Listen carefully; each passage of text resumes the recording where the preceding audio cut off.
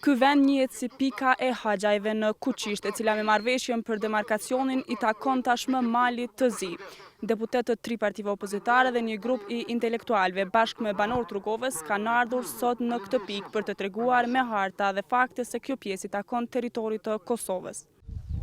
Ata janë bërë bashkë me ftesë të Ali Lajçit, i cili edhe ka sqaruar me një hartë të vitit 1974 se ku ndodhet realisht kufiri, e që i lë brenda Kosovës gjithë këto toka. Ishini mujet ku preken me qiellin. Kjo është vija natyrale, por edhe harës vitit 1974. Shikoni, doni me përcjell pak me toponime të quajtura të këtyre anëve. Shikoni atje. Atje kemi 2 glogji, glogjia e vogël dhe e madhe. Atje kemi pruna private, cilat i kanë nacionalizuar pushteti Jugoslav për shkaqe politike. Që ku e kemi? Qyri kufit ka jonë taman se si duhet prej ekspertve, që ku i kemi? Që ku e keni qaf qakorin? Shikoni ka e kap glogjin që moknat. Shikoni vinë kufitore. Na këte nuk e kem punu. Ju lutem, shikoni. Këto nuk e ka morë kësi argument Komisioni Shtetënor. Glau Konjusa nga lëvizja vetëvendosje ka thënë se nëse qeveria insiston të falë këtë pjesë toke, do t'i kemë punët më keq se sa ata mendojnë. Qeveria e Kosovës i ka 2 rrugë.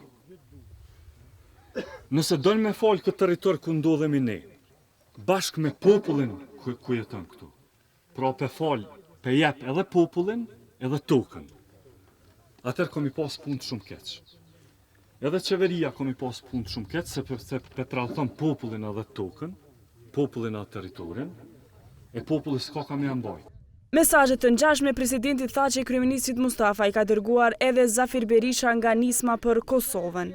Natyrisht, kjo bjeshke bukur, kjo tokë e larë në gjak, nuk shihet nga drejtarët e ISIS dhe Hashimit në Prishtinë, por duhet marrë me i pa këtu. Unë, si deputet i Parlamentit Kosovës, si qytetari i Kosovës, do t'jem me Rogovën deri në fund. Paleka nga AAK ka shprehur mbështetjen banorëve duke u zotuar se partia e tij do të jetë gjithmonë kundër marrëveshjes aktuale për kufirin. Ne jemi sot këtu që fuqishëm ta mbrojmë kufinin dhe t'i themi jo marrëveshjes.